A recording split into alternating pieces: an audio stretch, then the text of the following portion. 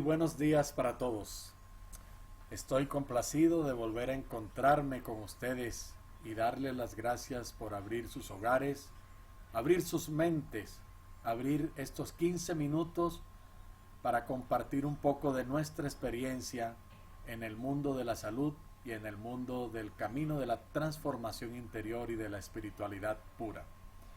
Continuando con el tema que hemos conducido a lo largo de la semana, aquellas emociones, pensamientos, sentimientos e ideas o decisiones que afectan el sistema digestivo y que se traducen luego en enfermedades físicas.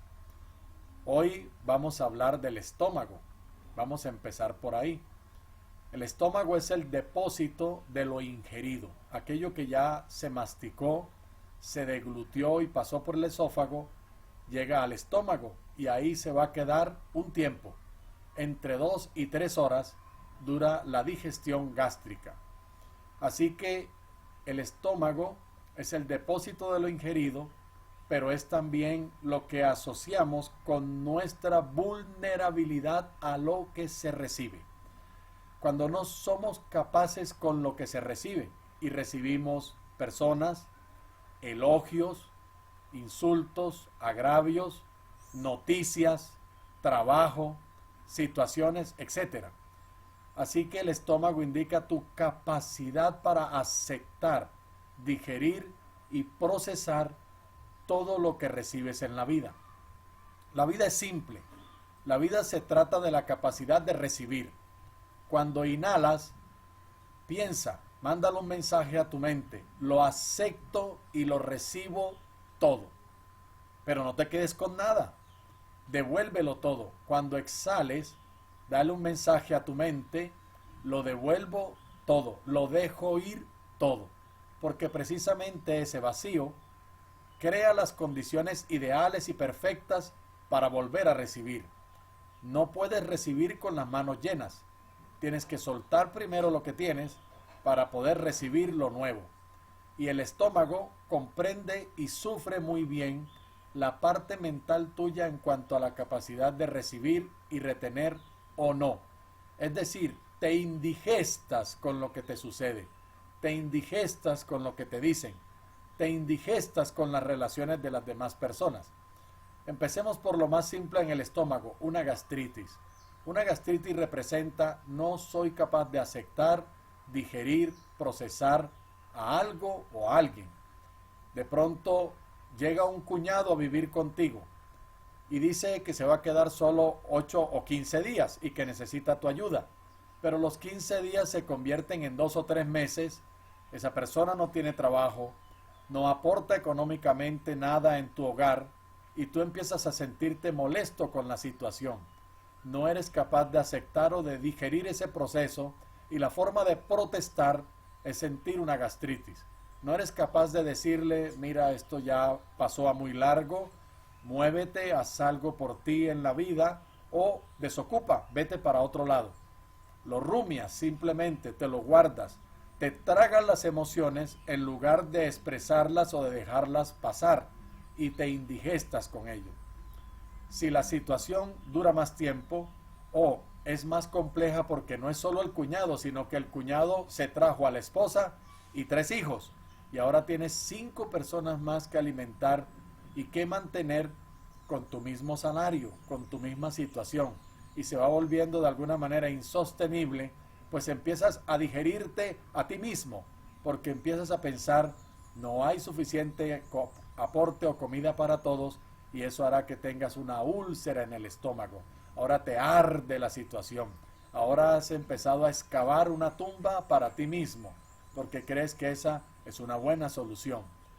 Pero si a eso le sumas otro pensamiento terrible y es el miedo a morirse de hambre, el miedo a la carencia económica, el miedo al aporte y la llegada de los alimentos suficientes para ti y lo que dependen de ti, vas a terminar teniendo un cáncer. No solamente por la visita del cuñado, de pronto tu niñez fue de deprivación, tuviste una niñez de escasez, eran pobres en tu familia, ahora lo has superado, tienes una profesión, trabajas, tienes unos buenos ingresos, pero sigues teniendo el mismo miedo de la niñez. el miedo a cuánto va a durar esto. ¿Qué tal que más adelante mi situación se ponga difícil, me quede sin empleo, me gaste los ahorros y vuelva a pasar el hambre que pasé en la niñez? Ese miedo a morirse de hambre te va a llevar a un cáncer de estómago si durante meses o años rumias esa idea.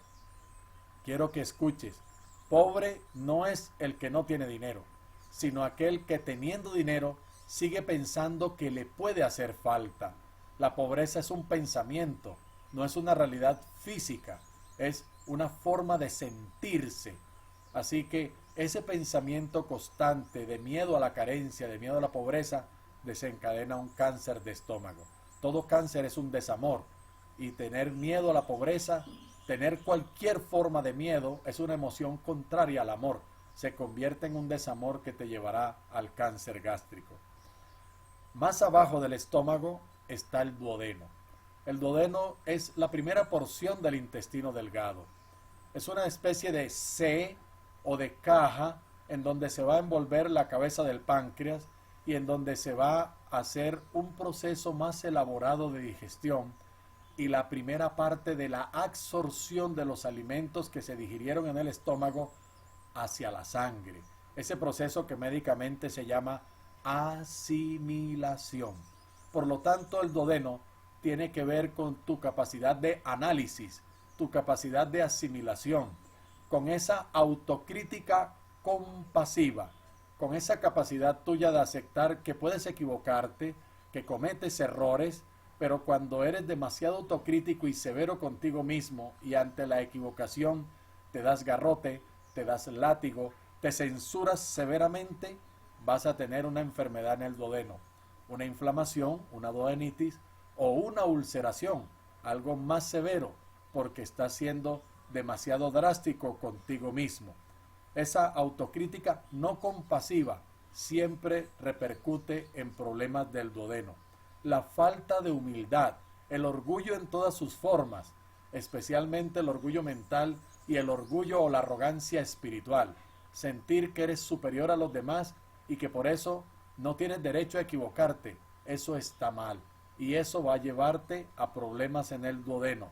La frustración a la equivocación, porque hay otras formas de frustración. Por ejemplo, está la frustración ante el no logro, el logro no conseguido. Ese tipo de frustración por los logros no conseguidos o aplazados genera ira y la ira va a dañar el hígado. Pero aquí estamos hablando de la frustración a la equivocación, esa tendencia al perfeccionismo, al no tener derecho a comenzar de nuevo, como si alguien te hubiera puesto un límite en el número de veces que puedes elegir de nuevo. Puedes elegir las veces que quieras y si te sale mal, vuelve y elige y sigue eligiendo. Cambia la elección hasta que le atines, hasta que la saques bien. Y cuando lo hagas bien, pues ya mantén esa misma elección, ya no tienes que cambiar. Y con eso vas a salvar el duodeno de todas esas inflamaciones y de todas esas ulceraciones. Después del duodeno sigue la segunda parte del intestino delgado. Médicamente se llama yeyuno ileum. Es un trayecto enorme de 7 metros, 9 metros, una gran cantidad de intestino, con muchas microvellosidades, que es donde se hace toda la absorción de los nutrientes que ya fueron digeridos.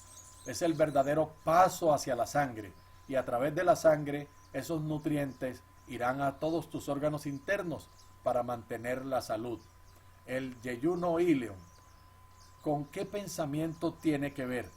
Con la capacidad de admitir lo elegido, con la capacidad de compensar toda aquella elección que haya sido equivocada. Fíjate que el duodeno es crítica, pero más allá de la crítica está ok, tengo que aceptarlo. Por más que yo diga esto está mal o está equivocado, ni modo, ya sucedió, forma parte de mi historia y de mi vida. De hecho, estoy viviendo mi elección. Haya sido equivocada o acertada, la tienes que vivir, así sea por breves instantes, pero la estás viviendo. Y si no la asimilas, si no aceptas, si no la compensas, vas a enfermarte. Entonces, ¿qué ocurre cuando el yeyuno ileum se enferma? El síntoma más frecuente es la diarrea. Siempre que hay una irritación en el yeyuno ilio, vamos a tener diarrea. ¿Y qué representa o expresa la diarrea? La diarrea quiere decir la embarré, para no decir otra cosa más grosera. Estamos al aire y en televisión y nos ven todo público. Entonces la embarré y necesito limpiarme, necesito purificarme, necesito sacar todo esto que hice mal de mí y produzco una diarrea en la necesidad de limpiar o purificar mis decisiones, mis actuaciones, lo que he hecho en las últimas horas, en los últimos días o en las últimas semanas. A veces crees que ha sido tan grande esa equivocación, tan grande esa embarrada, con consecuencias tan tenaces para ti y para otras personas, y te sientes tan miserable y tan culpable que crees que la limpieza y la purificación tiene que ser extrema, como si usaran un ácido contigo, y entonces esa purificación extrema te lleva al sangrado intestinal, a la diarrea con sangre o a la sangre pura por vías intestinales. Y ese sangrado intestinal representa una enorme necesidad de limpiarse, una gran necesidad de purificarse porque crees que tus actos son de condenación, son de esos de irse para el infierno y meterte en la paila 17, que es la que tiene el aceite más caliente en el infierno. Eso es tonto. Perdónate. Esa autoexigencia, esa culpa severa, esa necesidad de castigo agrava la situación, porque ahora no solamente hay una equivocación en los actos, sino también en la forma de compensarlo. Lo estás compensando enfermándote e incluso llevándote hasta la muerte. Con eso sufres y haces sufrir a muchas otras personas. La solución es sencilla. La purificación se obtiene con el perdón. Discúlpate contigo mismo, perdónate, acepta que forma parte de tu vivir el equivocarse y comienza de nuevo. No necesitas nada más. De pronto un acto de cortesía con los otros y ofrecerles una disculpa por tus acciones, pero nada más. De hecho, ni siquiera es necesario que te disculpes. En cambio, es necesario que corrijas, es necesario que aprendas, es necesario que no lo vuelvas a hacer. Esa es la verdadera purificación de los actos. No hay forma de devolverte hacia el pasado y cambiar lo que has hecho, pero en cambio hay forma de aprender de lo que has hecho y de evitar que en las siguientes oportunidades cometas errores similares o generes sufrimientos similares en ti o en los demás. Y esa es la perfección de la corrección, de cómo se compensa una elección equivocada, de cómo se enmienda. Enmendar es hacerse cargo de la consecuencia de los errores, y con una enmienda perfecta es suficiente para purificarnos. Mañana estaremos hablando del último trayecto del sistema digestivo. Hablaremos del colon y de las enfermedades del colon y del recto, de la parte final del ano. Y comprenderás una mejor visión de cómo tus pensamientos, emociones y sentimientos están repercutiendo en la salud. En este caso particular del sistema digestivo, pero en emisiones posteriores, tal vez en unas semanas, hablaremos de otros sistemas. El sistema locomotor, el sistema respiratorio, el sistema nervioso, el sistema geniturinario. Uno por uno los iremos viendo. La próxima semana tendremos otros temas y vamos a empezar a invitar a los diferentes terapeutas y maestros de la Escuela Yelva para que los conozcas, para que escuches sus propuestas, sus opiniones y te enriquezcas con el conocimiento de ellos también. Los quiero invitar a la Escuela Yelva de Transformación Interior, nuestra sede en Bogotá, carrera 14, 86A 30. Pueden asistir a las distintas clases de yoga, de meditación, de qigong, de masaje tailandés, de danza, de mantras. Puedes asistir a nuestros seminarios de Reiki, de abrazoterapia, de ángeles. Puedes recibir terapias con cristales, cuarzos. Puedes recibir terapias con poliedros, terapias de Reiki, de sanación por imposición de manos, terapias con ángeles, masajes restaurativos, relajantes. Hay un abanico de oportunidades para mejorar tu vida e incrementar tu salud, para aprender a ser feliz y para vivir en paz. Por hoy hemos llegado al final de esta emisión. Le damos las gracias a todos aquellos que nos escuchan y que nos ven. Y por favor, díganle a sus amigos y a sus familiares que se conecten 7 de la mañana en escuelayelva.com y aprovechen estas oportunidades. Si no pueden estar a esa hora, entonces pueden visitarlos en YouTube o en la página después de las horas del mediodía. Estos videos quedan cargados y puedes revisar los que crees que te has perdido en cualquier momento del día. Bendiciones, felicidades para todos. Un feliz día.